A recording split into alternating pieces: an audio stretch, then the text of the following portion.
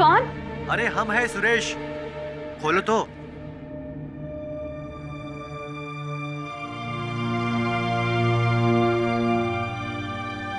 अरे क्या पिंकी, कितना टाइम लगे दरवाजा खोलने में? उतने में कोई मुझे देख लेता तो। हमें लगा हमारे या तुम्हारे घर वालों में से कोई। किसे पता कि हम यहाँ छुपे हुए हैं?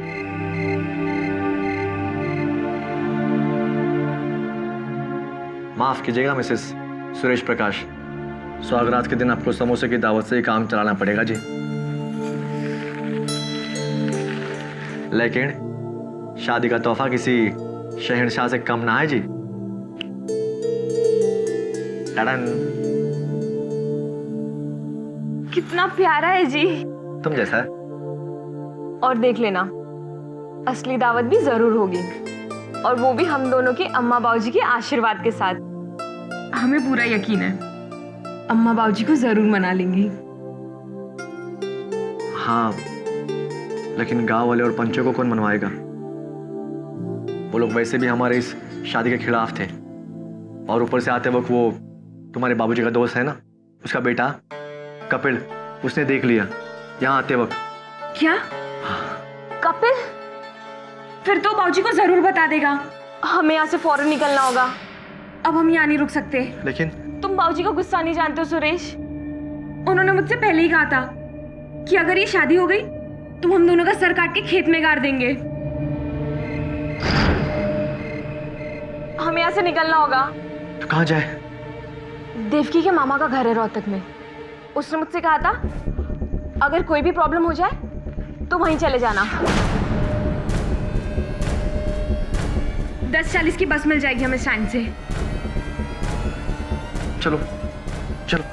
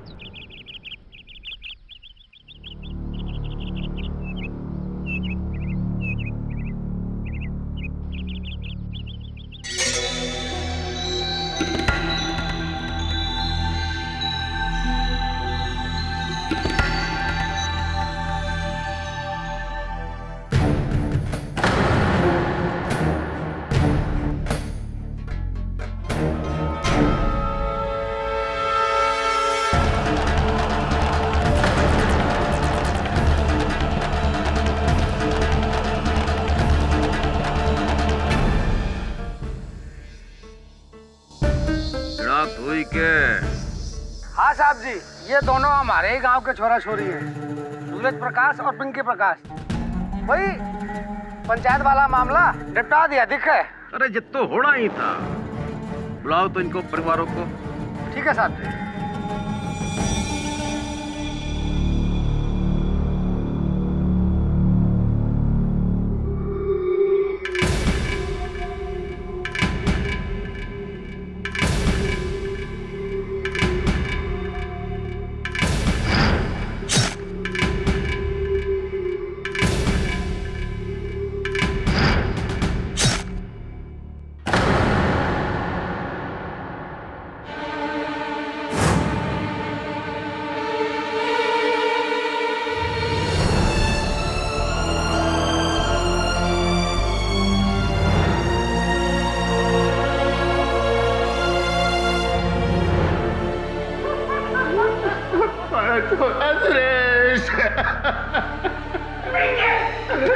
हाथ मत लगाओ।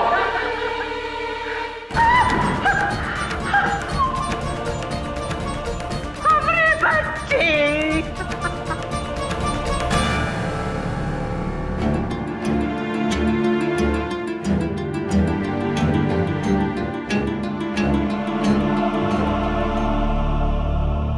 केस खड़ा सीधा है जी। आपके छोरे और इनकी छोड़ी ने बिरादरी और गांव के खिलाफ जाके भागकर शादी की और नतीजे में मिली दोनों को मौत। अब आप ही बताओ, अगर आपको शक है तो किस पे? अरे बोलो भी, कौन हमारा है?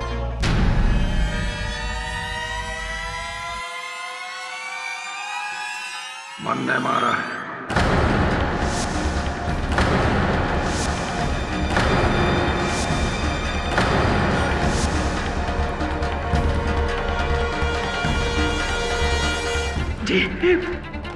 जी क्या कह रहे हो आप? मन ने ही मारा है अपनी बेटी को और उसके आशिक को।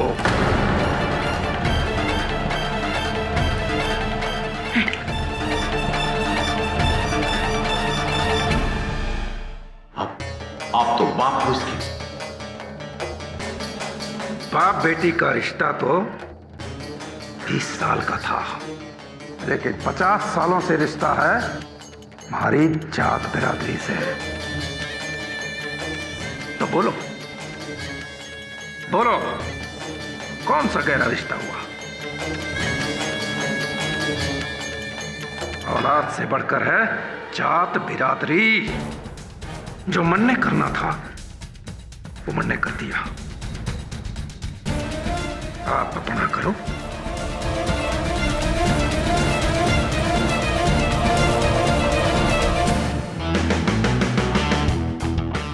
केडी, ये देखो, एक बाप ने अपनी ही बेटी और दामाद की हत्या कर दी अपना सम्मान बचाने के लिए, जस्ट बिकॉज द गर्ल एक ही कास्ट में शादी की। और नॉर्मली तो दूसरे कास्ट में शादी करने को ये प्रॉब्लम आता है।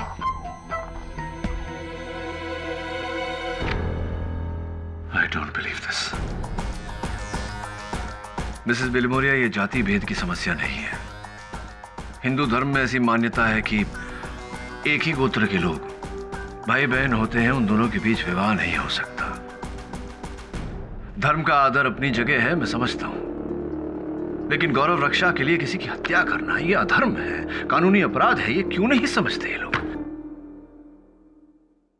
ये कैसी प्रकृति है? देश एक कदम आगे लेता है तो 2 कदम पीछे। उड़ना चाहता है ये देश, लेकिन पैरों में बेड़ियां लगी हुई है। क्या होगा? कैसे तरक्की करेगी ये देश? अरे मिलने दो। रुको हमें मिलना, हमें मिलना है। सर, ये औरत बहुत जिद कर रही है आपसे मिलने के लिए।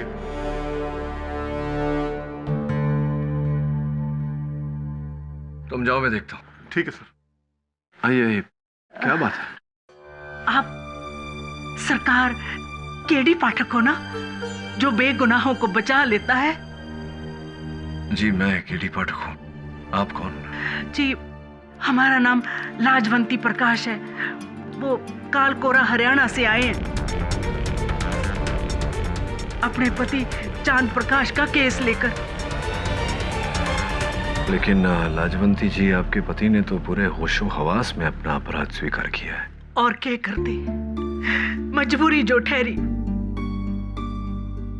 मजबूरी कैसी? उन्होंने अपनी बेटी की हत्या की है, इसमें मजबूरी मैं समझा नहीं। आप हमारे यहाँ को ना जानते हो साहब जी। पीढ़ियों से चली आ रही प्रथा को इंसान तो क्या, भगवान से भी बढ़कर माने हैं। एक ही जात बिरादरी के लड़का लड़की की शादी की सख्त मनाही है। एक ही बिरादरी के लोगों को गांव वाले भाई बहन समझे है। जे कोई यो प्रथा की खिलाफी करे, समझो उसकी जान गई। उसके परिवार का हुक्का पानी बंद कर देवे, नरक जैसा व्यवहार करे उसके साथ। हमारी 3 बेटियां हैं। सबसे बड़ी पिंकी थी, उसके बाद एक, और जो सबसे छोटी। पिंकी के पाप का प्रायश्चित अगर हमने ना किया तो हमारी ये 2 बेटियां का बयां गांव वाले और पंचायत वाले कभी न करने देंगे। इसलिए पिंकी के कत्ल का पिंकी के बापू ने अपने सर इल्जाम ले लिया, ताकि गांव में हमारा नाम और इज्जत बनी रहे, इन दोनों बेटियों का भविष्य बर्बाद ना हो। घड़ा पाप का घड़ा प्रायश्चित। साहब जी, हमने अपनी बेटी खो दी है, अब हम पिंकी के बापू को ना खोना चाहते हैं। आपके बारे में तो बहुत सुना है कि आप चमत्कार से गुनहगार के पास पहुंच के बेगुनाह को बचा लेवे हैं। आप पिंकी के बापू को बचा लो साहब जी, इन बच्चों के बापू को बचा लो साहब जी। क्या कर रही हैं आप? बैठ जाइए।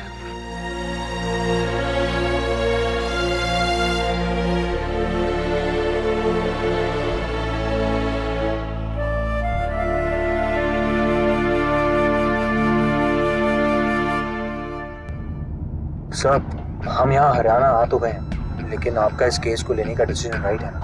नहीं, I mean, पूरी मीडिया में और देश में ये चांद प्रकाश एक ऐसा हैवान बन के सामने आ रहा है जिसने अपनी खुद की बेटी को मारा सर, और उसके लिए बस एक ही सजा है सर, मौत। और आप उसे बचाने यहाँ हरियाणा आए हैं सर। अब तो मीडिया ने भी आपके खिलाफ लिखना शुरू कर दिया। ये देखिए, केडी पाठक का बिक गया ही वहां। केडी पाठक जालिम हत्यारे को बचाने चला हरियाणा। ये न्यूज वालों को लोगों को घसीट की न्यूज बनाना ही न्यूज हो गया है। देखो, मेरा एक सीधा साधा सोच, मैं बाहर की बात सुनने से पहले अंदर की बात सुनता हूं, और मेरी अंतरात्मा ये कह रही है कि हो ना हो चांद प्रकाश ने दोष है। बाकी पहुंचेंगे तो पता चलेगा।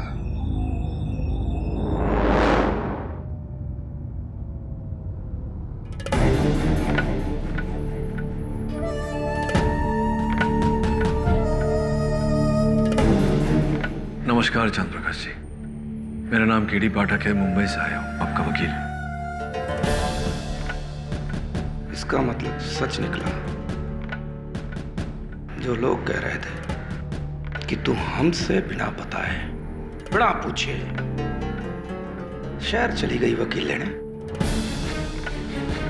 देखिए, आप चुप रहिए,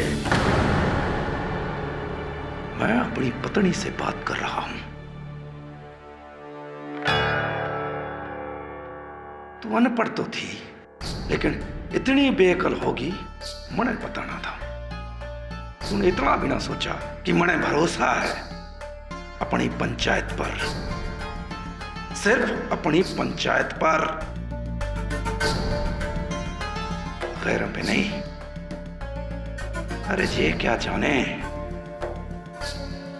कि समाज के क्या संस्कार हुए, और ये क्या समझें कि क्या मर्यादा होती है। चांद प्रकाश जी, स्पष्ट है कि आप किसी के दबाव में आकर ये कर रहे हैं।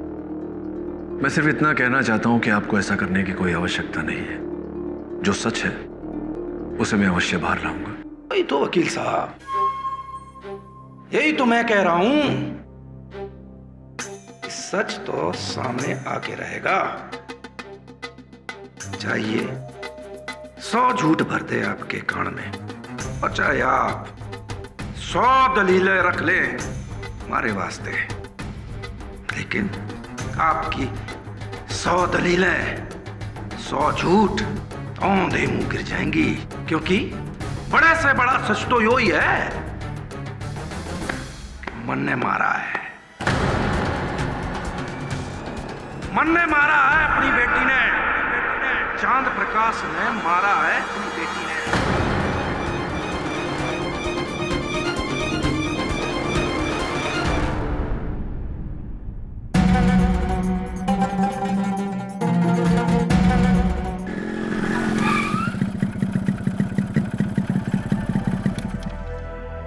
राम राम सरपंच जी। राम राम महेंद्र, राम राम। इताओ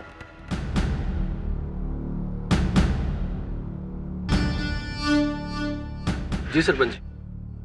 भाई, गांव में सुना से कि तुम लोगों ने शहर से वकील बुलाया से। भाई, तुम लोग इतने बड़े हो गए कि पंचायत की सलाह भी ना ली। सरपंच जी, हमने वकील को नहीं बुलाया। पंचों के होते हुए हम भला गैर की ओर क्यों कर मुड़ेंगे? तो उस लाजो के भेजे में ये बात डाल दे। एक छोरी तो खो दी है उसने, कहीं ऐसा ना हो कि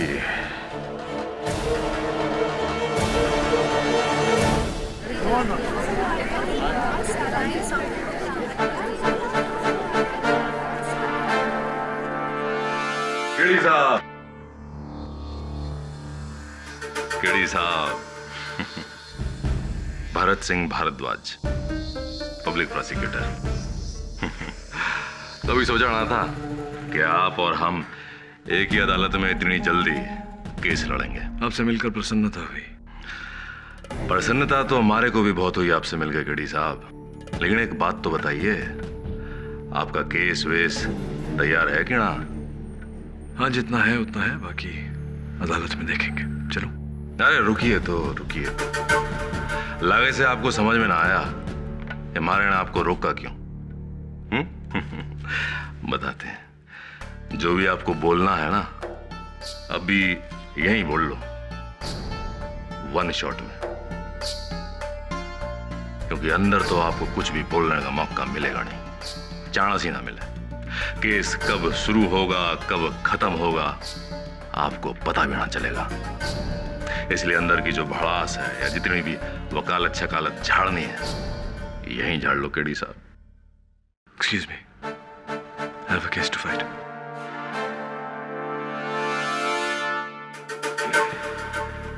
इंग्लिश, इंग्लिश बहुत सुंदर। थारे को तो थारा मौक के लिए चुप करावेगा केडी साहब, चांद प्रकाश। साहब जी, पिछले 2 सालों से मेरी बेटी पिंकी और सुरेश एक दूसरे से प्यार करने लगे थे।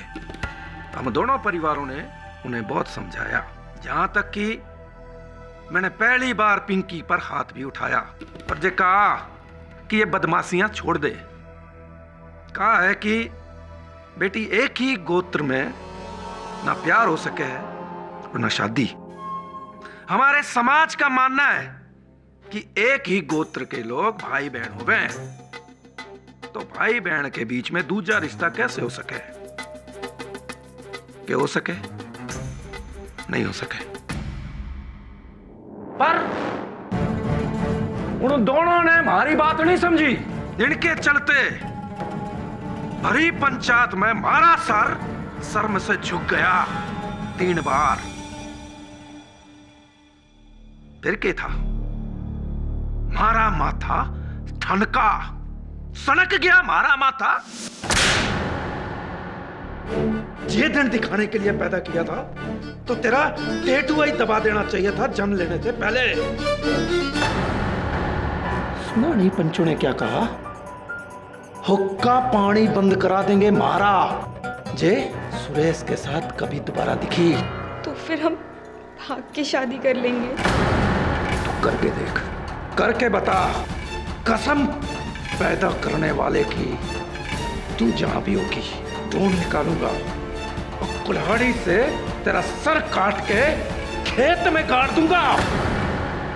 निकलना मुश्किल हो गया है समाज के सामने, जब से उस लड़के से इसने टाका भिड़ाया है।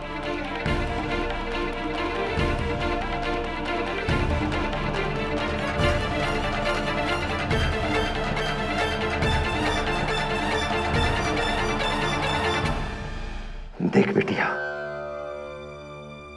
तेरे सामने हाथ जोड़ते हैं। तू जहां कहेगी, जिससे भी कहेगी, थारी शादी करा देंगे।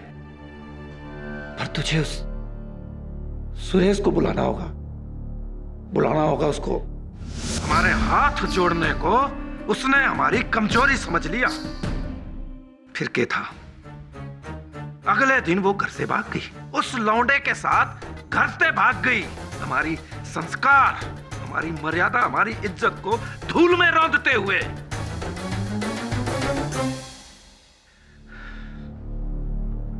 फिर 2 रातों बाद मेरे दोस्त का लड़का कपिल मारे घर आया। क्या कह रहा तू? कहां देखा उन दोनों को तूने? पास में गनौरा गांव के मार्केट में, वहां किसी तबेले के पास चारा घर में रुके हुए दोनों जी। रुकिए, कहाँ जा रहे हैं आप? ये क्या कर रहे हो आप? जो होना है होके रहेगा। नहीं, नहीं।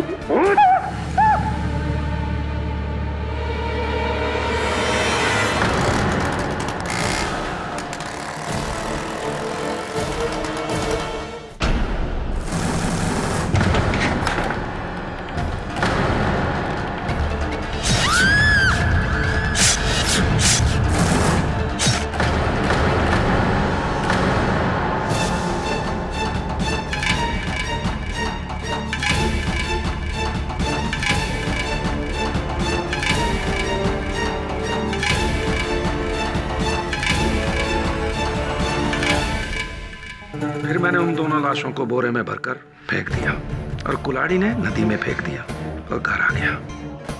अरे वकील साहब, एक गिलास पानी मिलेगा? घड़ा भर गया मेरा। अरे पानी क्यों ना मिलेगा चांद प्रकाश जी? गला तर करो अपना।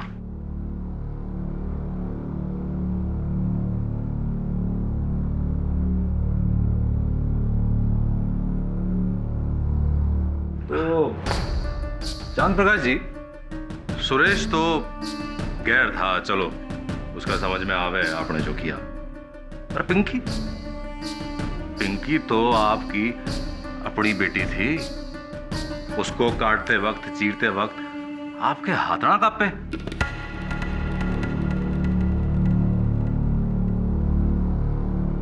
कांपे थे, पर हाथ जोड़ते समय कांपे थे। तो उससे कहा था, बेटी ये अनर्थ ना कर। पर जब बेटी ने बाप की कद्र नहीं करी, तो बाप ने भी बेटी की कद्र नहीं करी। मार दिया मड़ा दोनों ने। यानी कि अब भी आपको अपने किए का कोई पश्चाताप ना है? नहीं। और एक बात और, मेरी 2 बेटियां हैं। अगर उन बेटियों ने भी ऐसी हरकत की तो उनका भी वही हश्र होगा जो पिंकी का हुआ। चंद प्रकाश जी, लेकिन केडी साहब, हमारी बात पूरी तो होने दीजिए, घनी जल्दी से आप। हाँ तो चांद प्रकाश जी, आपने अभी अभी जो कटघरे में कहा उसे हम 100% सच माने हैं। कैसे, मेरा मतलब ये है कि आपने जो कहा वो किसी दबाव में, किसी के डर की वजह से या किसी के बहकावे में आके तो बयान ना दिया है, क्योंकि डी साहब? वकील साहब, मैं ना तो किसी के दबाव में हूं और ना किसी के दबाव में बोल रहा हूं। हमने जो कहा वो 16% सच है। ठीक है। अबे मुंबई से आए केडी साहब, इतना तो मानेंगे। ठीक है, तो फिर साबित करते हैं। हमारी पहली गवाह है पिंकी की बचपन की सहेली देवकी जी। बड़े ताऊ जी जो भी कह रहे हैं वो सब सच है। उस रोज जब उन्होंने सुरेश और पिंकी को जान से मारने की धमकी दी थी ना साहब, उस वक्त हम वही थे उनके घर में। जज साहब, हमारा अगला गवाह है चांद प्रकाश जी के मित्र अनोखीलाल का बेटा कपिल जी। कत्ल के रोज हमारे सामने ही आग बबला होके कुल्हाड़ी लिए घर से निकले थे। हमें तो तभी डर हो गया था कि अब पिंकी और सुरेश की खैर नहीं, बेकार का मरवा दिया हमने उनको। जज साहब, हमारे अगले गवाह सुरेश प्रकाश के चाचा महेंद्र प्रकाश। जज साहब, मैं मोटरसाइकिल से अपने घर जा रहा था। मैंने देखा यो पूरे ताव में कुल्हाड़ी लिए स्कूटर पर जा रहा था।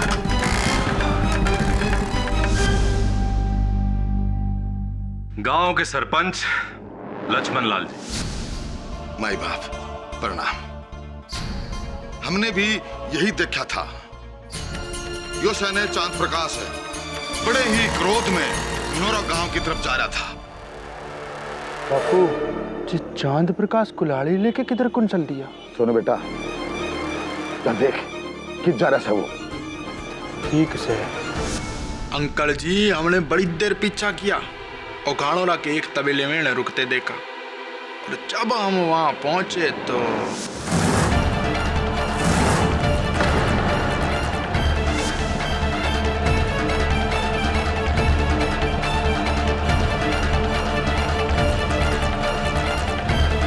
इतने सारे चश्मदीद लोगों की गवाही के बाद कोई मंदमूल इंसान भी यही बोलेगा कि आपने जो जो इस कटघरे में कहा वो 16 आने सच है। जज साहब, आप ही ने सुरेश और पिंकी को मारा है चांद प्रकाश जी। जज साहब, मैं सोनू लाल से पूछताछ करने की अनुमति चाहता हूँ। उससे पहले मैं आपसे कुछ पूछना चाहूं केडी साहब। पूछिए। आपने अब तक कितने केस लड़े हैं? कभी गिनती नहीं की। क्यों पूछ रहे हैं? सुंदर है, अति सुंदर। खैर वो जान देते हैं। ये बताइए कि आपके केसों का अंत में अंजाम क्या हुआ है? इकबाल जुर्म। इकबाल जुर्म जज साहब, इकबाल जुर्म। तो वो तो इस केस में शुरू में ही हो गया, तो फिर केस खत्म है। जज साहब 20 लोग ये कह रहे हैं कि इस आदमी ने कत्ल किया है। उसके ऊपर ये आदमी खुद कह रहा है कि हाँ मैंने ही कत्ल किया है। तो फिर अब आप बताइए जज साहब, साबित करने को रह के गया। आपकी बातों से मैं सहमत हूं मिस्टर भारद्वाज। मिस्टर पाठक, जब मुलजिम ने अपना इकबाली जुर्म कबूल कर लिया है और उसका बयान सच्चा साबित हो गया है, तो इस केस को तोल देने का क्या फायदा?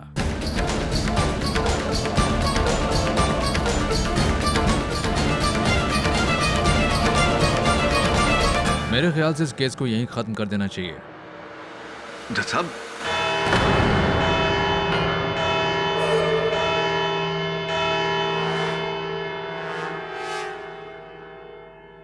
कोर्ट का फैसला इस महीने की 13 तारीख को दोपहर 3 बजे होगा। The court is adjourn. अरे केडी साहब, केडी साहब, अब ये मत बोलिएगा कि हमने आपको बोलने का मौका नहीं दिया।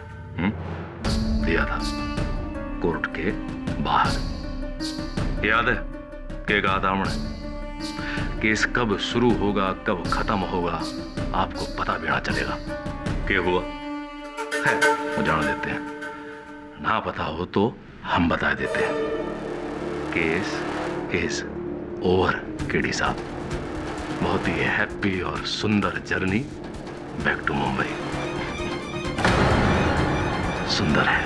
ला भाई, सोनू बेटे। हाँ जी बाप। चल भाई, मेहमान है, सोल वोल उड़ा। लीजिए वकील। अरे वकील साहब लीजिए ना। Thank you. वकील साहब। जी जी। तुमने सोचा होगा कि इस गांव में तुम्हारे आने से हमें बुरा लगा होगा। हाँ, सोचा तो ऐसा ही था। ना जी ना, ऐसी बात ना है। तुम तो हमारे मेहमान हो। वैसे भी आपने हमारे साथी को उसका केस लड़के बचाने की कोशिश की थी, है ना? जी जी। फिर भी आप हमारे गांव में पधारे हैं, आपका बहुत बहुत धन्यवाद। सरपंच जी, इस आओ भगत का बहुत बहुत धन्यवाद, या कहूं कि जाओ भगत का धन्यवाद। प्रश्न मेरा ये है कि आपको किसने कहा कि मैं जा रहा हूं?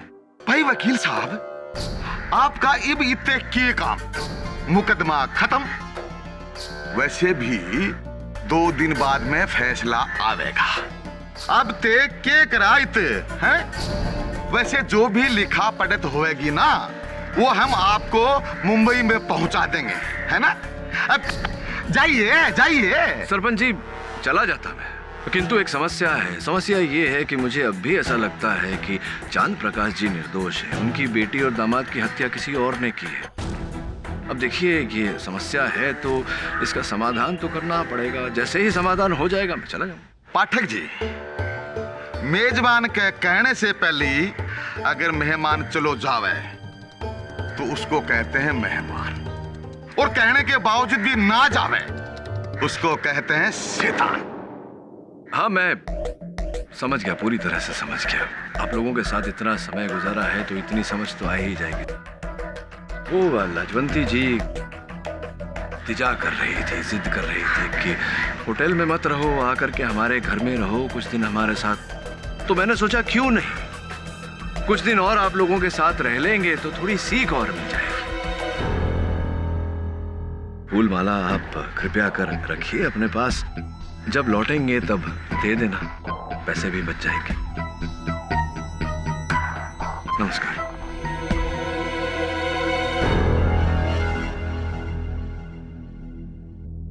सांप के पिटारे में हाथ मत डाल कड़ी। अरे तू क्या जानता है कि जात और पास क्या होती है? अगली बार जब तू आएगा ना तो इन फूलों का रंग बसंती होगा और कपड़े का रंग सफेद। चला जा यहाँ से, चला जा। आई थिंक इनमें से किसी एक गांव वाले ने ही काम किया है। चांद प्रकाश को बलि का बकरा बनाकर खुद अपना जुर्म छुपा। जानता हूँ, लेकिन इनकी पोल खोलने के लिए ये जरूरी है। कि चांद प्रकाश जी अपनी बेगुनाही कबूल करें, नहीं तो अदालत में मेरी हर दलील व्यर्थ हो जाएगी। गुनहगार से गुनाह कबूल करवाऊं उससे पहले चांद प्रकाश जी से उनकी बेगुनाही कबूल करवानी होगी। अगर कोई कुछ नहीं कहना चाहता तो ये अदालत चांद प्रकाश के खिलाफ अपना फैसला सुनाने जाती है। मैं कुछ कहना चाहूंगा। अब के कहना चाहो? You can proceed mister KD. चांद प्रकाश की हत्या के दिन क्या पहना था आपने? वस्त्र क्या थे आपके? अरे वकील साहब, ऐसे ही कुर्ता पहना था और धोती पहनी थी। यही कुर्ता? यही था। तो साहब, मैं सोनू लाल को गड़खरे में बुलाना चाहूंगा। इजाजत है। सोनू, आपने बताया था कि आपने चांद प्रकाश जी को पिंकी और सुरेश पर कुल्हाड़ी से वार करते हुए देखा। कितनी दूरी पर थे चांद प्रकाश जी जब उन्होंने कुल्हाड़ी से वार किया था? दूरी के तो पकड़ पकड़ के बाहर कर रहे थे। तो स्पष्ट बात है कि जब कुल्हाड़ी से वार हुआ था तो खून की बौछार हुई होगी। अरे चारों तरफ खून ही खून था, साव मारे से तो देखा ना गया। अगर ऐसा है तो ऐसा कैसे हुआ कि इस कुर्ते पर एक भी खून का छींटा क्यों नहीं? अरे इतना अंधेरा था वहां, हमारा ध्यान आ गया कुर्ते उड़ते पे। जज साहब, ये क्या जरूरी है कि कुर्ते पे अगर खून ना है तो खून हुआ ही ना? भरद्वाज जी, उस कमरे की दीवारों तक खून के छींटे पड़े थे। ऐसा कैसे हो सकता है कि इस कुर्ते पर एक भी छींटा नहीं, बिल्कुल बेदाग है? हो सकता है चांद प्रकाश जी बताना भूल गया और बदल लिया हो। जी साहब, हम आपको बताना भूल गए कि उस रात बोरे में लाश डालने के बाद हमने कुर्ता बदल दिया था। साहब जी, गलती हो गई हमसे। आपकी पत्नी लाजवंती जी का कहना है कि आप इसी कुर्ते में घर से गए थे और इसी कुर्ते में लौटे। जज साहब, इस केस में पत्नी की गवाही ना मानी जाएगी।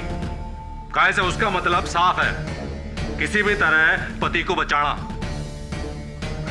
कुर्ते का कोड़ा छोड़िए केडी साहब, कुछ और है तो अदालत को बताइए। हत्या का शस्त्र जज साहब, वो कुल्हाड़ी जिससे पिंकी और सुरेश की हत्या हुई थी। जज साहब, वो कुल्हाड़ी। भाई बहुत सुंदर, बहुत सुंदर। वो कुल्हाड़ी नदी के तल्ले में है, जब गोताखोरों को मिलेगी तो ले आवेंगे। जज साहब, मैं कपिल को गड़खरे में बुलाने की अनुमति चाहता हूँ। कपिल, जब चांद प्रकाश जी हाथों में कुल्हाड़ी लिए अपने घर से निकले तब आप वहीं उपस्थित थे? जी बिल्कुल। आपने इनके हाथों में कुल्हाड़ी देखी? जी। आप पहचान सकते हैं उस कुल्हाड़ी? जी, हमारे सामने ही तो उठाई थी। तो अदालत को बताइए कपिल जी कि इन तीनों कुल्हाड़ी में से किस प्रकार की कुल्हाड़ी इनके हाथों में थी?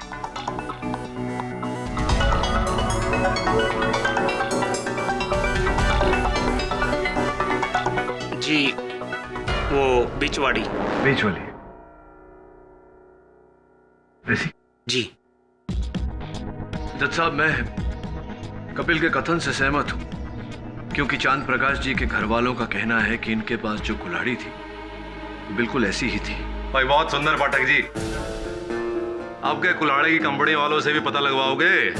इसकी कोई आवश्यकता नहीं है भरद्वाज जी। जज साहब, पोस्टमार्टम रिपोर्ट का कहना है कि पिंकी के शरीर पर जो घाव थे वो 6 इंच के धार वाली कुल्हाड़ी से की गई थी।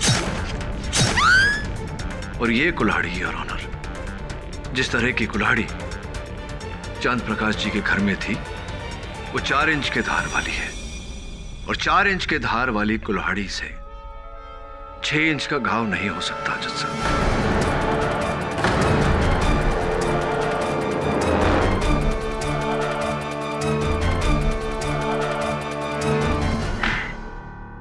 तो आपको लगता है कि 6 इंच और 4 इंच की वजह से आप इस पूरे केस को हिला देंगे?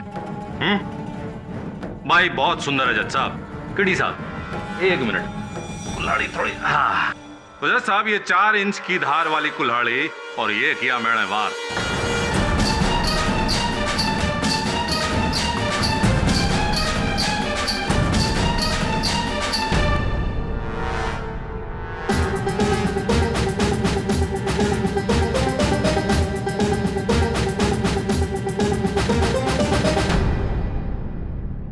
चार इंच की धार वाली कुल्हाड़ी और 6 इंच का वार।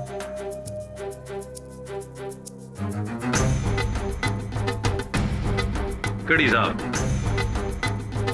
और कुछ कहना है आपने पाठक जी? मिस्टर पाठक, कोई और सबूत? नहीं योर ऑनर, इस समय मेरे पास और कोई सबूत नहीं। अरे केडी साहब, कुछ सोचिए समझिए, कुछ बाकी हो तो बोल दीजिए। हैं? अभी अदालत का टाइम बाकी है, 5 मिनट है पूरे।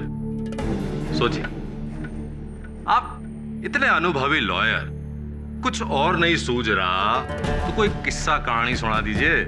हैं? हम लोगों का मनोरंजन भी हो जाएगा। क्यों भाई लोगों क्या कहते हो?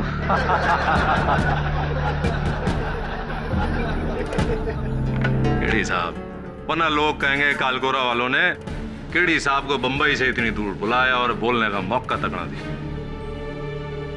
ठीक है भरद्वाज जी, अगर आप कह रहे हैं कि अदालत समाप्त होने में अब भी 5 मिनट बाकी है, और अगर आप आग्रह कर रहे हैं कि मैं कहानी सुनाऊं, सुनाता हूं।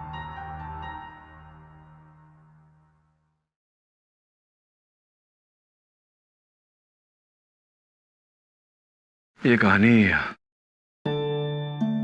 मेरे किसी रोमांचक केस के बारे में नहीं, न ही किसी सनसनीखेज घटना के बारे में। एक साधारण सी कथा है, एक पिता और उसके 3 वर्षीय छोटी नन्ही सी बच्ची की। वो बच्ची जिसे तब तक नींद नहीं आती जब तक वो अपने पिता के दाहिने कंधे पर सर रखकर नहीं सोती, और तब भी अगर नींद नहीं आती तो पिता उसे गोद में उठाकर सीने से लगाकर रात भर आंगन में टहलते, बार बार वही लोरी सुनाते जिसे गाते हुए न पिता कभी थका, न सुनते हुए बेटी थकी। अपनी वर्षों से बढ़ाई हुई मूंछ को केवल इस कारण काट दिया था कि वो मूंछ उस बच्ची को चुभती थी। समय भी था, 8 साल की थी बच्ची जब गांव में अकाल पड़ा। घर में खाने को अन्न का दाना नहीं। वो बच्ची अपनी गुड़िया लेकर, जिस गुड़िया का नाम बड़े प्यार से नीलम रखा था, उस गुड़िया को लेकर अपने पिता के पास गई और कहा कि बापूजी, मां के कंगन के साथ इस गुड़िया को भी बेच दीजिए, घर में थोड़े और पैसे आ जाएंगे। कुछ समय और बीता, वो बच्ची 13 साल की हुई। स्कूल में निबंध का कार्य दिया गया। निबंध का विषय था मेरे जीवन में सबसे प्रिय, और हर छात्र ने अपने मां पर निबंध लिखा। सिर्फ उस बच्ची ने लिखा, मेरे प्रिय बापूजी।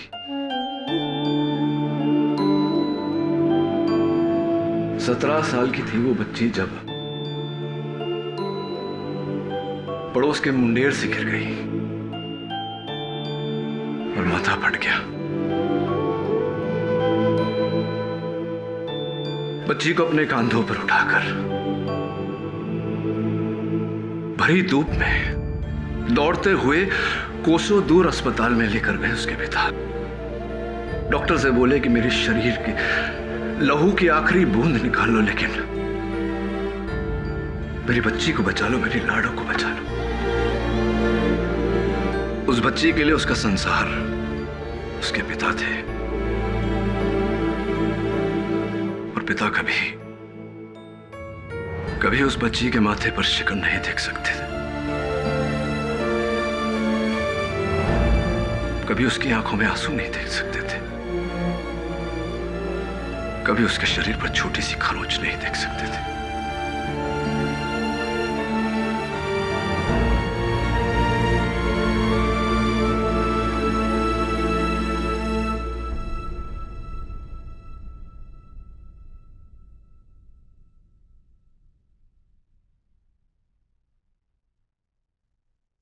जज साहब, ये पिंकी के मृत शरीर की कुछ तस्वीरें हैं। पहला वार उनके कंधे पर किया गया था। घाव के साथ साथ कंधे की हड्डी भी टूट गई। दूसरे वार से हाथ की सारी नसें कट गई, लहू की बौछार हो गई। तीसरे वार से जज साहब पेट पूरी तरह से चीर दिया गया।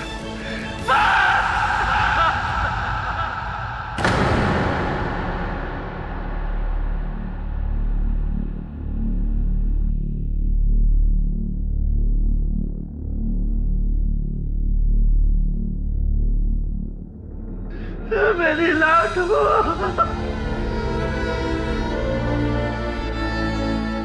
मेरी लाडो, मेरी बच्ची।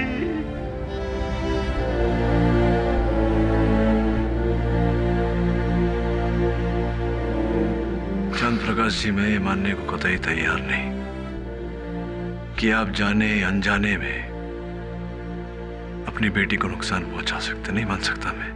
नहीं मारा मैंने अपनी बच्ची को।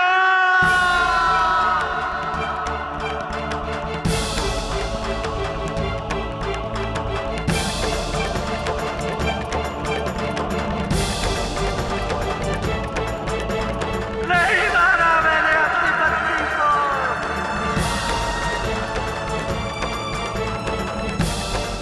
अरे मैं तो अपनी बच्ची के लिए अपनी जान को 100 बार कुर्बान कर सकता हूँ, 100 बार। काश मेरी जिंदगी की सारी उम्र उस पर लग जाती।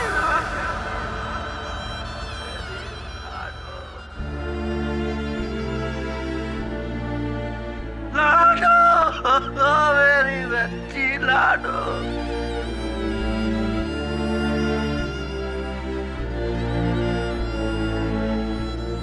अरे अपने बापू पे भरोसा नहीं किया तूने बेटा।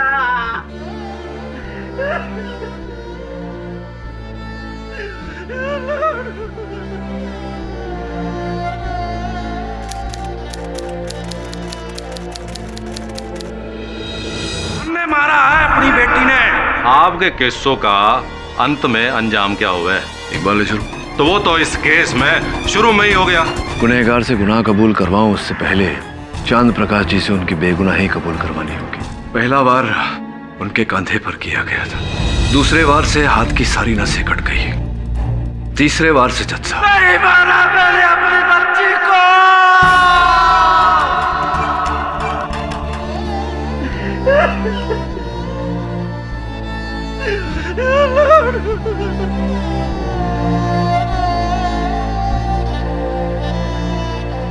चंद्र प्रकाश जी, आप बेगुनाह हैं? तो सच क्या है?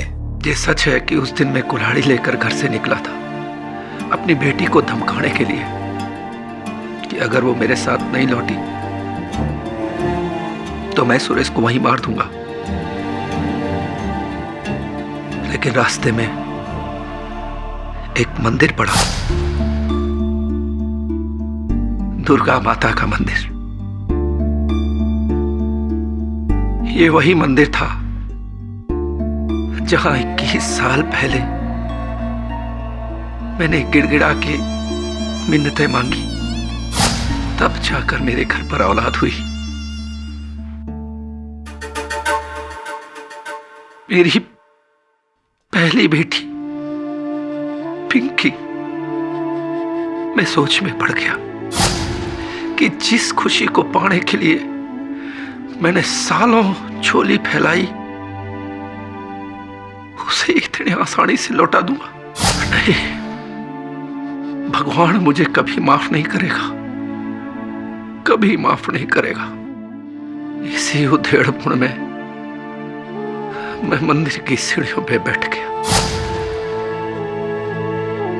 और वही मंदिर पर बैठे बैठे मेरा जमीर जागा और मैंने इरादा बना लिया कि चाहे जो भी हो, जैसा भी हो, मैं अपनी बेटी का बसा हुआ घर उजड़ने नहीं दूंगा। पर दूसरी ओर यह भी ख्याल आया कि पिंकी की इस हरकत से मेरी दोनों बेटियों का गांव में रहना दुश्वार हो जाएगा। सारी रात इसी उधेड़पुन में मैंने गुजार दी। मैंने इरादा बना लिया कि चाहे जो भी हो, जैसा भी हो, मैं अपनी बेटी का बसा हुआ घर नहीं उजड़ने दूंगा। कुल्हाड़ी को मैंने वहीं मंदिर के पीछे झाड़ियों में फेंक दिया। सुबह उठा, घर लौटने की तैयारी कर रहा था कि रास्ते में पुलिस ने थाम लिया। दरोगा जी बोले कि सुरेश और पिंकी का कत्ल हो गया है। वो खबर सुनकर मैं अंदर से ही हिल गया, मेरा कलेजा फट गया। फिर एहसास हुआ कि मैं एक बेटी ने तो नहीं बचा सका, बाकी दो ने बचा लूं। और मैंने फैसला किया कि पिंकी और सुरेश की मौत का इल्जाम मैं अपने सर पर ले लूंगा। गांव वाले और पंच लोग यही कहेंगे कि गलती तो हुई है, लेकिन सुधार भी लिया है और मेरी दो बेटियों का भविष्य सुधर जाएगा। साहब, इसीलिए मैंने सब सुंदर है, बहुत सुंदर। थारा जमीर उस दिन मंदिर में ना जागा था चंद्र प्रकाश, बल्कि अभी अभी यहीं जागा है, वो भी केटी जी की दिल छोड़ने वाली कहानी सुनकर। वाह! इसलिए तुम अपने किए को झुटला रहे हो, लेकिन सच वही का वही है कि खून तुमने ही किया है। भरद्वाज जी, क्या कहा था आपने? The case is over. Sorry my friend, but the case has just begun. शुरुआत है अभी। जज साहब, चांद प्रकाश जी के कथन के अनुसार इन्होंने अपनी कुल्हाड़ी माता जी के मंदिर के पीछे वाली झाड़ियों में डाली।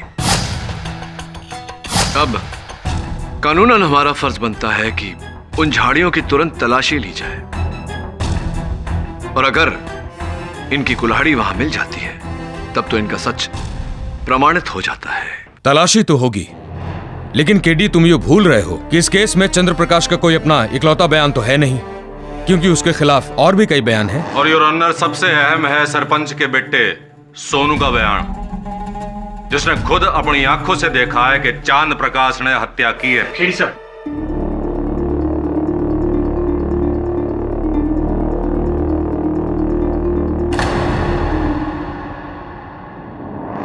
जज साहब, अक्सर अदालत में गवाह झूठ भी बोलते हैं।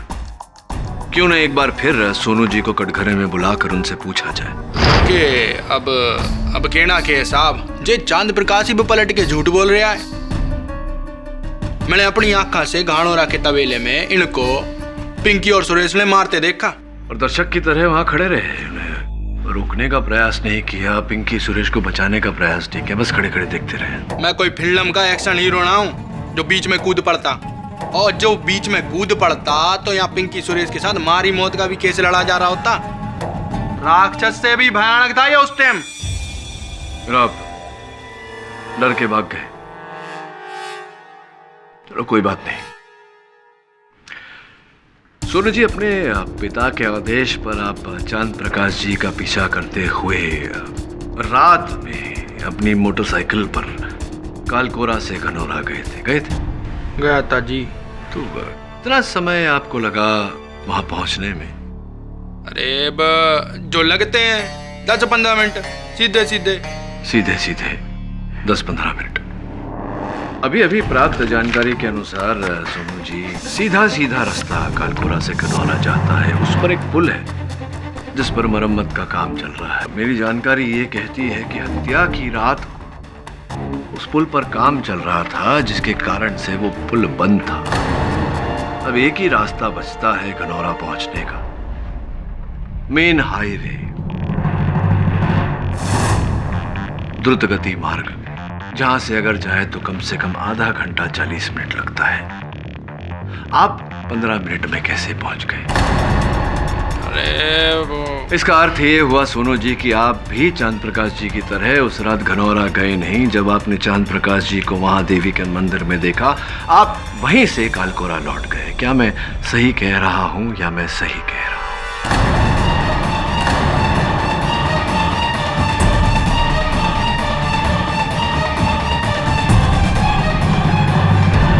मैं सही कह रहा हूं। अब बताइए सोनू जी कि इतने सभ्य व्यक्ति के विरुद्ध आपने अदालत में झूठा बयान क्यों दिया? भाई बहुत सुंदर केडी साहब, बहुत सुंदर। आखिरकार आपने यहाँ पर अजनबी होने का सबूत दे ही दिया। भाई माना के कालकोरा से घनौरा जाने तक का पहला रास्ता है पुल का, माना, और दूसरा रास्ता, लंबा रास्ता है मेन हाईवे, ये भी माना। पर केडी साहब एक तीजा रास्ता भी है जो बथुआ की कच्ची पगडंडी से लगते हुए मोहेरा के बाईपास वाली रोड पे खुले है, और वहां पे केवल बाइकें जा सकें। और उस रास्ते से घनौरा तक पहुंचने के लिए योर ऑनर लगे हैं केवल 15 मिनट। अरे हाँ साहब जी, एकदम सही, मैं उसी रास्ते से तो गया था।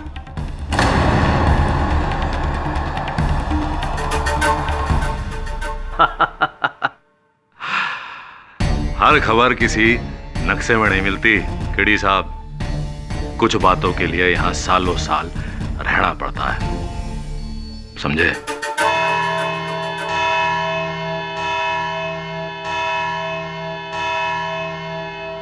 यह अदालत परसों 11 बजे तक के लिए मुलतवी की जाती है। धीरज रखिए लाजवंती जी। ऐसा सोचिए कि आपके पति ने अपना बयान बदलकर हमारा काम आसान कर दिया। बहुत जल्द असल हत्यारे तक। साहब, साहब हमसे बहुत बड़ी गलती हो गई साहब, हमें माफ कर दीजिए साहब। कैसी गलती? अदालत में असल सचना बोलने की साहब। उस रात जब पिंकी और सुरेश का हत्या हुआ था, हमने अपनी आंखों से सुरेश के चचा महेंद्र प्रकाश को अपनी मोटरसाइकिल पर घनारा की दिशा से आते हुए देखा था साहब, और उनके कुर्ते पे खून के लाल धब्बे थे साहब। तो ये बात अदालत में क्यों नहीं कही तुमने? वो महेंद्र जी ने हमें बुरी तरह से धमकाया था कि अगर ये बात हमने अदालत में बोल दी तो जो हाल पिंकी का हुआ है वो भी हमारे साथ होगा। पूरे गांव में सुरेश और पिंकी के रिश्ते के खिलाफ अगर कोई था तो वो था महेंद्र सिंह। हमारे घर आकर 4 बार हमें धमकी भी देकर गया। तब तो खून महेंद्र सिंह ने किया होगा। तुम अदालत में बयान दोगी? वो हमारी जान ले लेगा साहब। नहीं साहब। कितने समय से पिंकी तुम्हारी सहेली थी? 4 साल की उम्र से साहब। अक्सर पारिवारिक रिश्तों से दोस्ती का रिश्ता बड़ा होता है। जरा सोचो, अगर तुम्हारी जगह पिंकी होती तो क्या बयान देती? वो भी जरूर गवाही देती साहब, वो जरूर गवाही देती। वरुण, जा घर छोड़ा। Be careful. जी सर। कल बयान देना है अदालत में।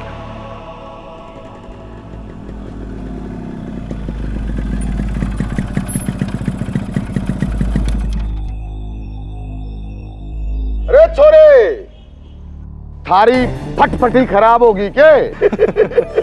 ये हरियाणा का तेल से ना चलेगा।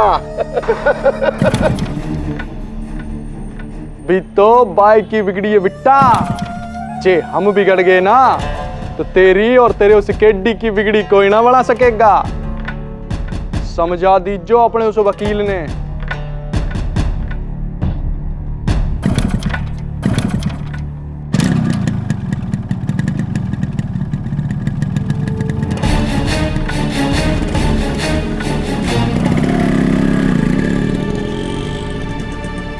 क्या होया महेंद्र सिंह जी, पसीने क्यों छूट रहे हैं भाई आपके?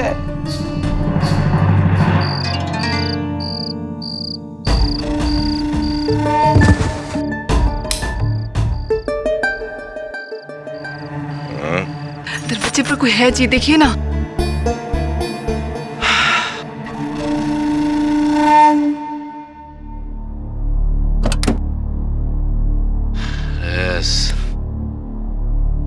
कौन खुजली कर रहा है?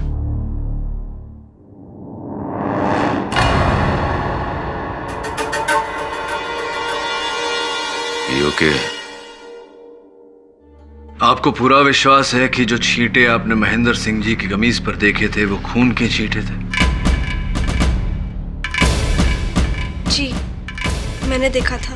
मैंने जब इसे कल इस लौंडे के साथ देखा था तभी समझ गया था कि ये कोर्ट में जहर उगलेगी। आप उस रात गनौरा से आ रहे थे महेंद्र सिंह जी? जी हाँ, उसी पगडंडी से आ रहा था। ठेके की वसूली करने गया था गनौरा। और आपकी कमीज पर खून के छींटे थे? हाँ थे। अरे वकील साहब कुछ बोलो ना। घबरावे मत महेंद्र प्रकाश, मैं कहना नहीं यही हूं। ये कमीज वही है जो उस रात महेंद्र प्रकाश ने पहनी थी। और योर ऑनर, पाठक जी और देवकी जी का कहना बिल्कुल सही है।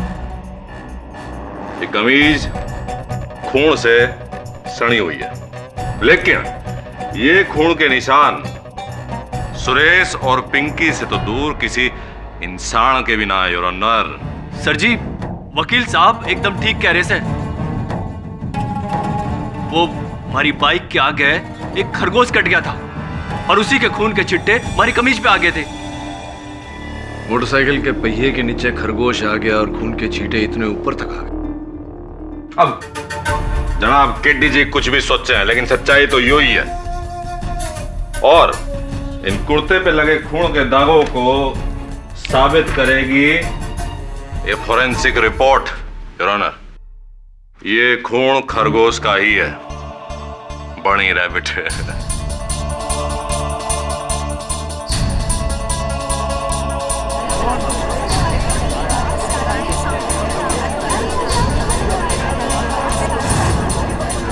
Order order. जज साहब, मुझे संदेह है कि कमीज को बदल दिया गया है, इसलिए मैं देवकी को एक बार फिर कटघरे में बुलाना चाहूंगा। इजाजत है। देवकी, ध्यान से देखकर बताओ कि क्या ये वही कमीज है जो उस रात महेंद्र सिंह जी ने पहनी थी या कोई दूसरा? जी, हम ठीक से नहीं कह सकते। शायद यही है या फिर। योर ऑनर, शायद वायद की कोई गुंजाइश ही ना है। सीधा साधा वही कमीज है बस। महेंद्र जी, अगर ये कुर्ता वही है और इस पर खरगोश का खून लगा हुआ है, तो फिर आपने देवकी को धमकी क्यों दी थी कि अगर अदालत में इसने कुछ कहा तो आप इसका वही अंत करोगे जो पिंकी का हुआ है? सर जी, बात यो है, जब गेहूं पिसता है ना तो घुन भी उसके साथ पिस जाता है। अच्छा, दुनिया जाने थी कि सुरेश और पिंकी के रिश्ते के खिलाफ सबसे ज्यादा मैं ही हूं। और ऐसे में हमारे साथ वो खरगोश वाली घटना होगी, हमारे पे उंगली उठती तो कौन हमारा यकीन करता? अरे ये तो अच्छा हुआ कि भारद्वाज जी ने हमें बता दिया था कि खून की जांच हो सकती है, वरना ये लौंडिया तो हमें अंदर करवा के रहती। और सर जी, ये लौंडिया होती कौन है हम पे उंगली उठाने वाली? चांद प्रकाश जी और कपिल के अलावा केवल ये जाने थी कि सुरेश और पिंकी किस छुपे हैं, और इसमें कोई शक ना कर रहा। इसका फैसला अदालत नहीं, पंचायत करेगी, पंचायत।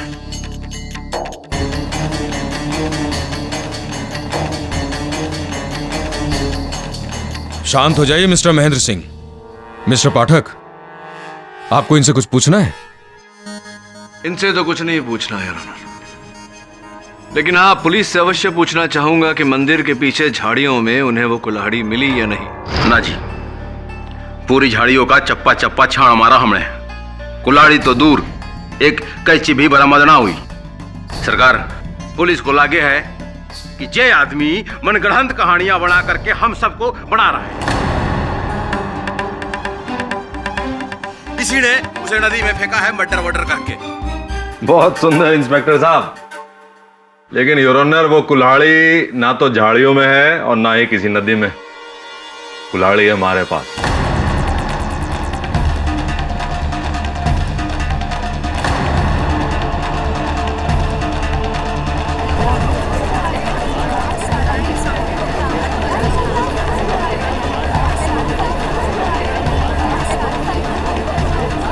Order order. के पाठक जी, हमारे पिटारे से आंखें तो नाचौंधी आ गई। योर ऑनर, कल रात को हमारा कोई गुप्त शुभचिंतक हमारे दरवाजे के सामने एक कुल्हाड़ी छोड़ गया था। चंद्र प्रकाश जी, देखिए तो। ये कुल्हाड़ी कहीं आपकी तो ना है? जी वकील साहब। करेक्ट, क्योंकि इस कुल्हाड़ी पर जो निशान हैं वो चांद प्रकाश जी की उंगलियों के ही हैं। और इसके अलावा इसकी तेज तरार धार के ऊपर भी कुछ निशान हैं योर ऑनर, सुरेश और पिंकी के खून के निशान। वकील साहब, ये कैसे संभव है? मतलब मारोगे, काटोगे, खून न बहेगा के? जज साहब, ऐसा भी तो हो सकता है कि इस कुल्हाड़ी को किसी ने झाड़ियों में से चुराकर उसके बाद इस पर पिंकी और सुरेश का खून लगाया हो। अरे बहुत सुंदर केडी साहब, बहुत सुंदर। मौके के 10 दिन बाद वो खून आएगा कहां से? वो खून 10 दिन में सूखना गया होगा। और वैसे भी योर ऑनर, रिपोर्ट के अनुसार इस कुल्हाड़ी पर जो खून मिला है वो उसी दिन का है जिस दिन कत्ल हुआ था। अब बोलिए पाठक जी, अब तो कुल्हाड़ी का खून भी चीख चीख के बोल रहा है कि ससुर कातिल कौन है।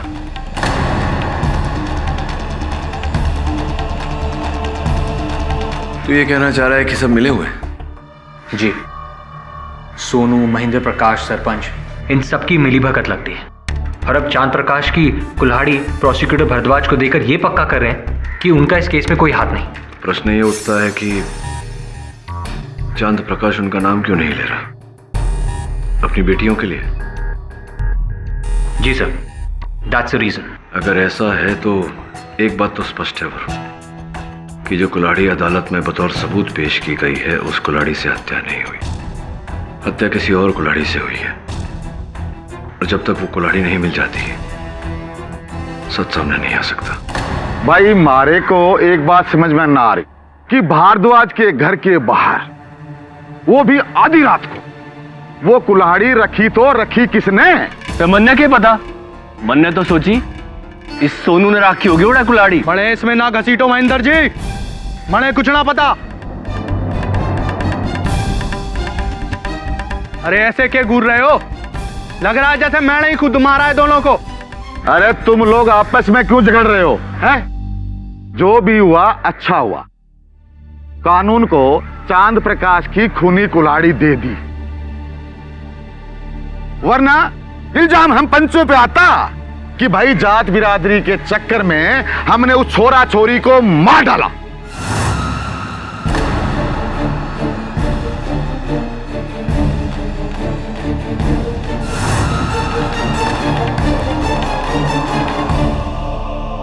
सुनो, इस देवकी पर नजर रख, वरना सारे गांव को ले डूबेगी ये। ये सब काम हमसे ना करवा बापू, वरना बाद में फंसते हम ही हैं। अरे बावड़ा चाहिए। महेंद्र, तू गांव में सबसे समझदार है, तू उस पर नजर रख। जी सरपंच जी। इब तो मैं ही रखूंगा इस देवकी पे नजर।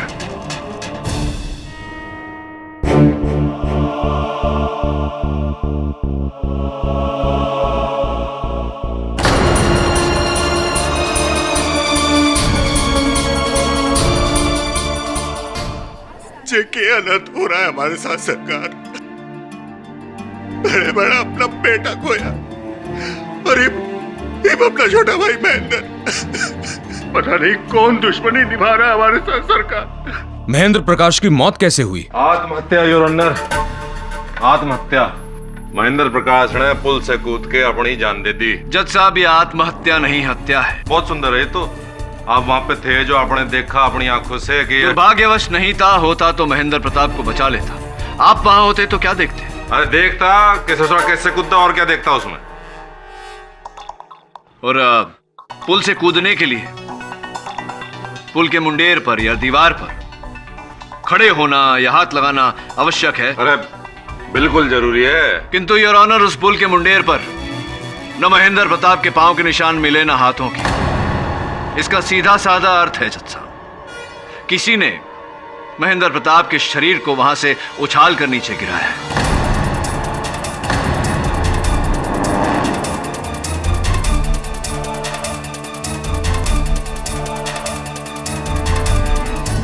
आप ठीक कह रहे हैं सरकार।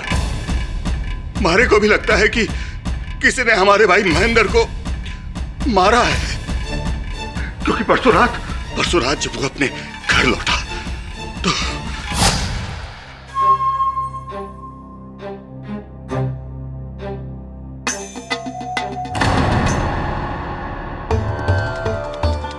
एक तो खाना मारे हलक ते नीचे तभी जाएगा जब मारे भतीजे सुरेश के कातिल का पर्दाफाश हो जाएगा।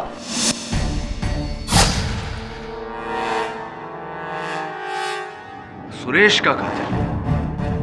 उस रात महेंद्र फोन पर किससे बात कर रहा था? पता ना है जी, क्योंकि महेंद्र की लाश से कोई फोन ना मिला। लेकिन मारे को पता है कि वो उस रात कहां गया था। ये सरपंच जी के पास।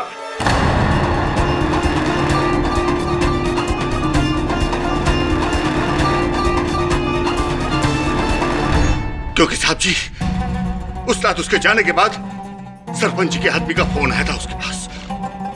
घूरिए मैं सरपंच जी, इब मैं डर गया तो लानत हमारी जिंदगी पे। साहब जी इब मैं आपको सब सच बताता हूँ। देखिए मनोहर बाबू, हमें घुमा फिरा के बात करने की आदत ना है।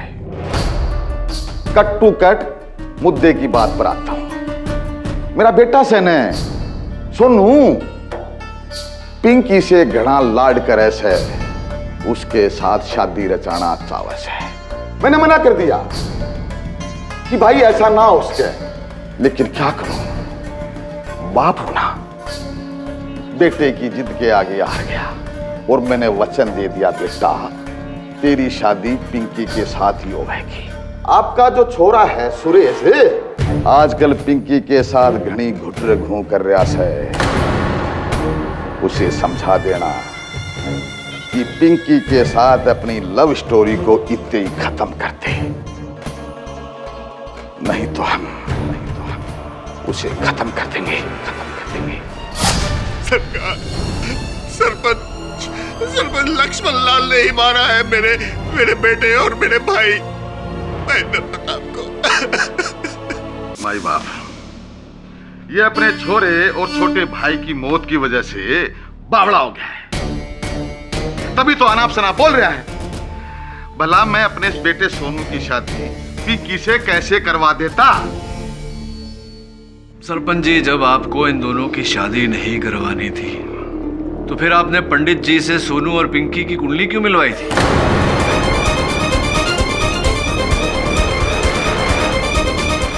ये सब तुझे कैसे पता? पंडित की छोरी देवकी, तुझे तो मैं। छोड़िए जनानियों को, मर्दों में आइए। क्यों कुंडली मिलवाई थी आप? देखिए, जब बात निकल ही गई है तो हाँ, मेरा बेटा सोनू पिंकी से शादी रचवाना चाहता था। ये सच है वकील साहब। और ये भी सच है कि उस दिन मैं मनोहर को धमकी देने उसके घर गया था। मैं अपने बाप दादा की कसम खाकर कहता हूं कि पिंकी और सुरेश की हत्या हमने ना की और ना ही इस हत्या में हमारा कोई हाथ है। ये भी सच है माई बाप। इसका मतलब ये हुआ सरपंच जी कि सोनू ने आपसे बिना कहे, आपसे बिना पूछे उनकी हत्या की है अकेले। क्या बावड़ी बात कर रहे हैं वकील साहब? वो ऐसे ना कर सके। अरे बावड़े होने की क्या बात है इसमें सरपंच जी? आप ही ने कहा था कि आप ही के कहने पर सोनू घनौरा गया था, वहां जाकर उसने पिंकी और सुरेश की हत्या कर दी। ओहो, यह असंभव है। अरे असंभव क्यों है? सोनू जानता था कि वो दोनों कहां छिपे हुए हैं, वहां जाकर उसने हत्या की है। साहब उसने ऐसा कुछ नहीं किया। अरे कैसे नहीं किया? कि उस रात वो घनौरा गया ही नहीं।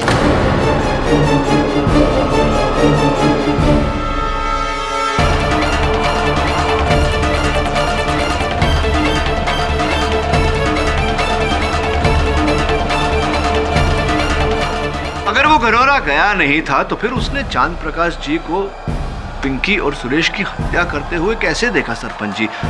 दूरबीन से? आपने तो हमें फंसा दिया, पूरी तरह फंसा दिया। अब क्या करेंगे सोनू जी? सच का साथ देंगे या अब आपको झूठा साबित करेंगे? बापू सच बोल रहे हैं, हम उस रात घनौरा पहुंचे ही नहीं। तो अदालत में झूठ क्यों बोला था? ताकि जे चांद प्रकाश को पूरी तरह सजा हो जाए। ये मारी और पिंकी की शादी के सख्त खिलाफ था, तब से मैं इससे दुश्मन बन बैठा। ऐसी बदला, रिवेंज, प्रतिशोध। लेकिन कुल मिला के सत्य ये है कि आप घनौरा गए ही नहीं और आपने चांद प्रकाश जी को सुरेश और पिंकी की हत्या करते हुए नहीं देखा। ना जी, हम तो घनौरा तक पहुंच ही ना पाए। हमारी तो बाइक की 5 मिनट बाद फेल हो गई। हमने ना पता कि ये मंदिर गए कि घनौरा। Very nice. तो मतलब के अभी तक चांद प्रकाश जी के नए बयान का कोई सबूत ना है।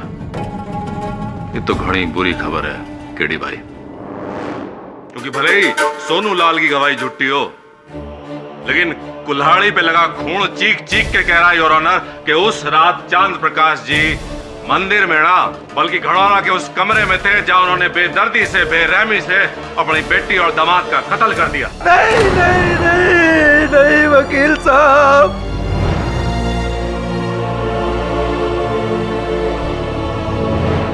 जज साहब, आप हमें किसी भी इल्जाम में, किसी भी आरोप में सूली पे चढ़ा दो, फांसी दे दो,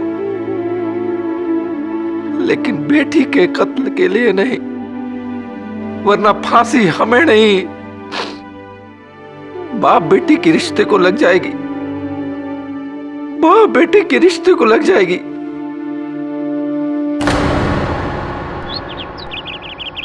मिल गया सर, सेल कंपनी से महेंद्र प्रकाश का फोन रिकॉर्ड।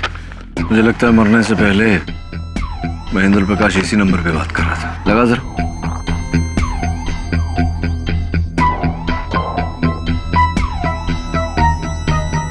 सर किसी डॉक्टर सरला का क्लिनिक है। महेंद्र प्रकाश किसी महिला डॉक्टर के क्लिनिक में क्यों बात करेगा? एक काम कर वरुण, तू जा और पता लगा कि क्या माजरा है।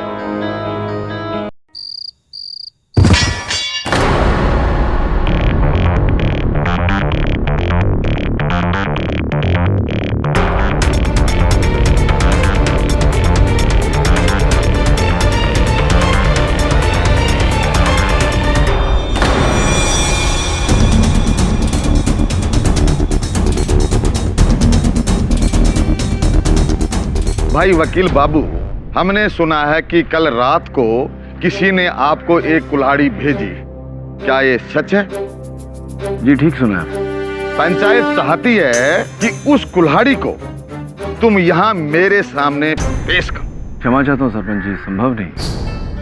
वो कुल्हाड़ी तो मैंने पुलिस के हवाले कर दी है, वो सरकारी सबूत है। एक बात समझ में ना आ रही, चांद प्रकाश की कुल्हाड़ी तो अदालत में जमा थी, फिर ये दूसरी कुल्हाड़ी कहां से पैदा हो गई? सरपंच जी, वो कुल्हाड़ी किसकी थी, उस पर खून किसका था, ये तो कल आपको, मुझे, यहाँ उपस्थित बाकी सारे लोगों को पता चल ही जाएगा अदालत में, फोरेंसिक रिपोर्ट आने के बाद। बहुत बड़ा दिन है मेरे लिए, कल तैयारियां करनी है। केस के बाद बैठ के वार्तालाप होगी।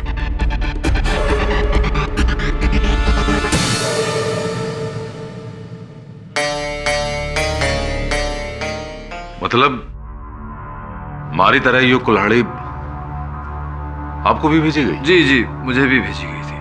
अब योर ऑनर, इसकी फोरेंसिक रिपोर्ट भी आती है। खेड़ी साहब, ये लीजिए, आ गई।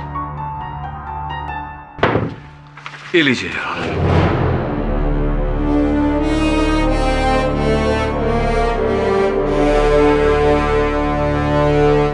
ये क्या है मिस्टर केडी? क्या हुआ था? इस पे ये खून के निशान नहीं है, ये तो कोई लाल रंग का पेंट है। और इस पे जो निशान है वो आपकी उंगलियों के हैं मिस्टर केडी पाठक। जी जी जज साहब, लाल रंग की पेंट है और जो उंगलियों के निशान हैं वो मेरे ही हैं। हम समझे नहीं। जज साहब, दरअसल मैंने ये कुल्हाड़ी जो है ये मेरे सहायक वरुण द्वारा लाजवंती जी के घर के बाहर दरवाजे के बाहर फेंकवाया था। अरे युग क्या मतलब हुआ? हा? तो फिर पुलिस रिपोर्ट करवाने का और फोरेंसिक रिपोर्ट करवाने का क्या मतलब? सबका टाइम वेस्ट। ये तो सबकी आंखों में धूल झोंकना हुआ। नहीं जज साहब, दरअसल ऐसा नहीं है। मैं अदालत की आंखों में धूल नहीं झोंकना चाह रहा था, मैं किसी और की आंखों में धूल झोंकना चाह रहा था, ताकि इस केस पर पड़े हुए धूल को मैं जरा सफा कर सकूं, ताकि सबको सब कुछ साफ नजर आए। कुछ थोड़ा सा पेचीदा है भारद्वाज जी, मैं समझाता हूँ धीरे धीरे। मैं समझाऊं उससे पहले योर ऑनर, मैं देवकी को कटघरे में बुलाने की अनुमति चाहता हूँ। इजाजत है।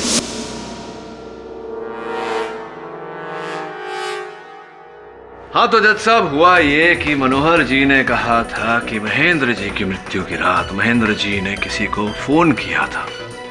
तो हमने महेंद्र जी के दूरभाष यंत्र की सूची निकलवाई, जहां से ये पता चला कि उन्होंने रोहतक हरियाणा में किसी गायनोकोलॉजिस्ट यानी कि गर्भपात की डॉक्टर को फोन किया था, डॉक्टर सरला दोषी। डॉक्टर सरला दोषी से मिलने के बाद यह पता चला योर ऑनर कि यहां से कालकोरा से कोई लड़की उनके पास गई थी ये जानने के लिए कि वो गर्भवती हैं या नहीं। देवकी, तुम गई थी डॉक्टर सरला दोषी के पास? डॉक्टर दोषी का लिखित बयान आपकी मेज पर है जज साहब। तुम गई थी या नहीं? जी, ये सच है कि हम पेट से थे।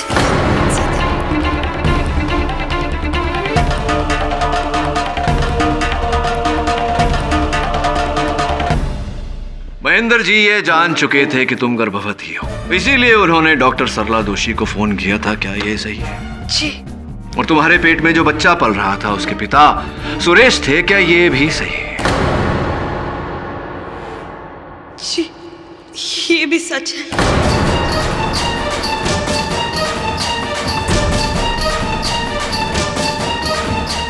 तो इसका अर्थ ये हुआ कि एक तरफ तो सुरेश आपके साथ इश्क कर रहे थे और दूसरी ओर वो पिंकी से ब्याह रचा रहे थे, सही है? जी। तो जब आपने सुरेश को बताया कि आप उनके बच्चे की माताजी बनने वाली हैं, तो क्या सलाह दी थी सुरेश ने आपको?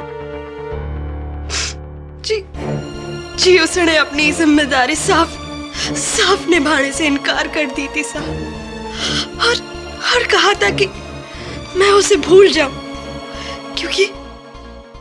क्योंकि वो पिंकी से शादी कर रहा था। देवकी, ये तो कोई कारण नहीं हुआ वहां जाकर उन दोनों को इतनी बेरहमी से मारने का। हत्या नहीं करनी चाहिए थी आपको उनकी। नहीं साहब, नहीं, हमने उन दोनों को नहीं मारा साहब।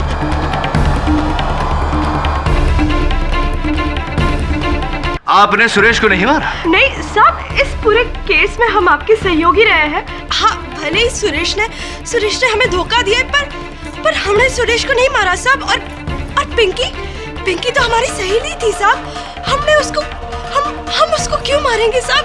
नहीं साहब, हमने उन दोनों को नहीं मारा हमने उन दोनों को। एक मिनट।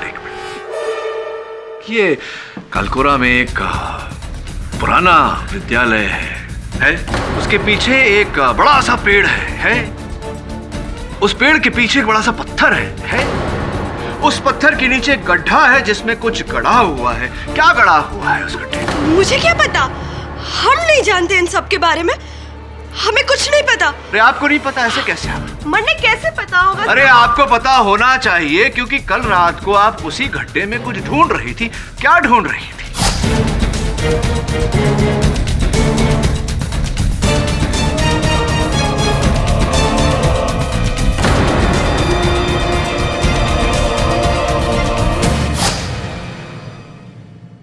योर ऑनर, यही है मेरी इस रंग लगे हुए कुल्हाड़ी की कहानी।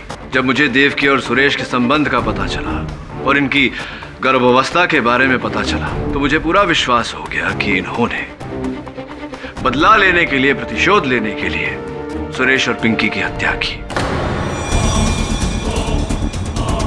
किंतु मैं इन्हें हथियार समेत रंगे हाथों पकड़ना चाहता था। इसीलिए मैंने ये कुल्हाड़ी लाजवंती जी के घर के बाहर फेंकवाई ताकि देवकी जी को लगे कि हमें हत्या का हथियार मिल गया, और उसकी पुष्टि करने के लिए वो उस जगह जाए जहां इन्होंने हथियार को छिपाया था। और ऐसा ही हुआ यार।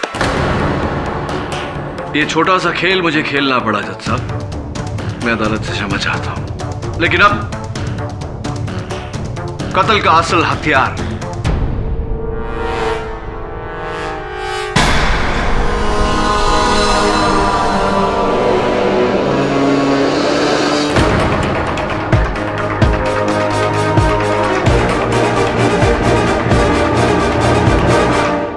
ये कुल्हाड़ी और ऑनर जो पुराने विद्यालय के पीछे, पेड़ के पीछे, पत्थर के नीचे गड्ढे से बरामद हुई।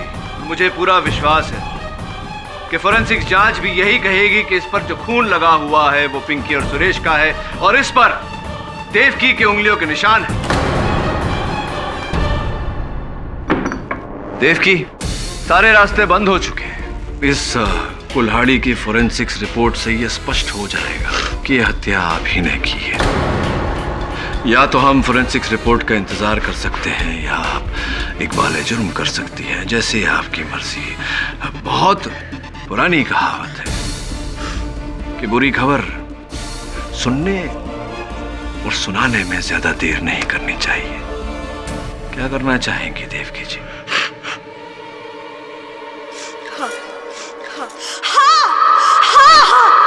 हमने मारा उनको, हमने मारा उनको।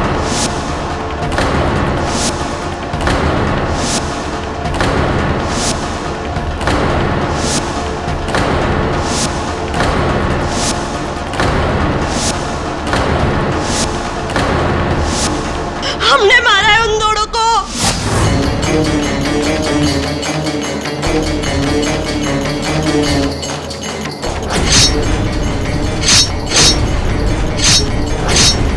और उन दोनों को मारकर घड़ोरा पे 2 आदमी को पैसे देकर उनकी लाश पुंड के नीचे फिकवा दी।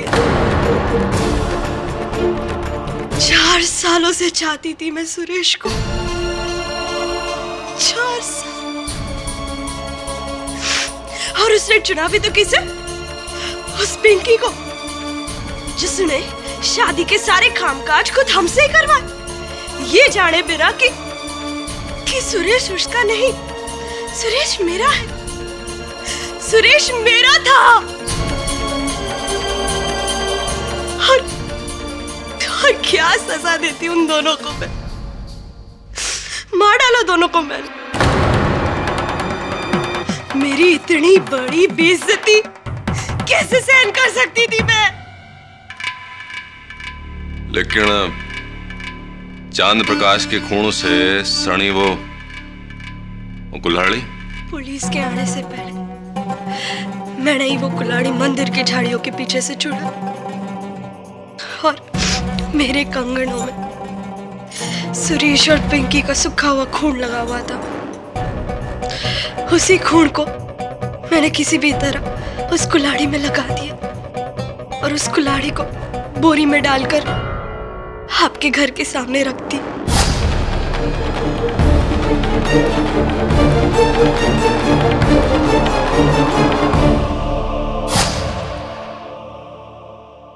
महेंद्र सिंह जी को।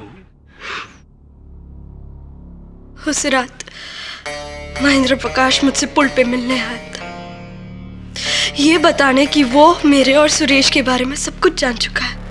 इसलिए उनका अदालत में सच बताने से पहले मौका पाते ही मैंने उसे पुल से धक्का दे दिया।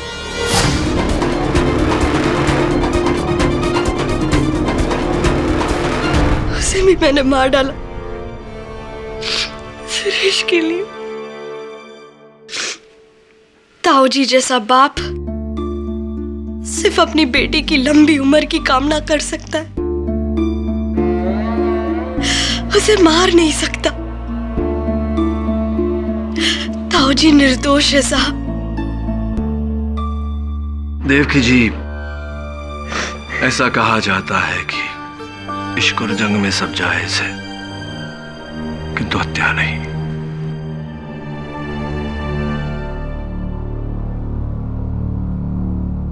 आपका निर्णय है जज साहब। गवाहों के बयानात और हालात को मद्देनजर रखते हुए ये अदालत सूरज प्रकाश और पिंकी उर्फ पद्मिनी प्रकाश और महेंद्र सिंह के कत्ल में देवकी चंद्र को दोषी पाते हुए ताज़-ई-रात हिंद दफा 302 के तहत उम्र कैद का हुक्म सुनाती है और पिंकी के पिता चंद्र प्रकाश को बेगुनाह पाते हुए इस केस से बाइज्जत बरी करती है। The case is closed. Bhardwaj ji. KD साहब, वैसे तो जब मैं केस जीतू हूं तब ये बोलूं कि भाई वाह बहुत सुंदर फलाना ढिमाका, लेकिन आज सच्चाई की इस तरह जीत देखकर कहना पड़ेगा कि भाई वाकई बहुत बहुत सुंदर। भरद्वाज जी, कभी कभी जब मन में दुविधा हो तो दिल की बात मान लेनी चाहिए, क्योंकि दिल होता तो लेफ्ट पे है, लेकिन दिल की बात हमेशा राइट होती है। मैं राइट हूं राइट। इस तरह के और भी एपिसोड देखने के लिए हमारे चैनल को सब्सक्राइब करें और बेल आइकन दबाना ना भूलें।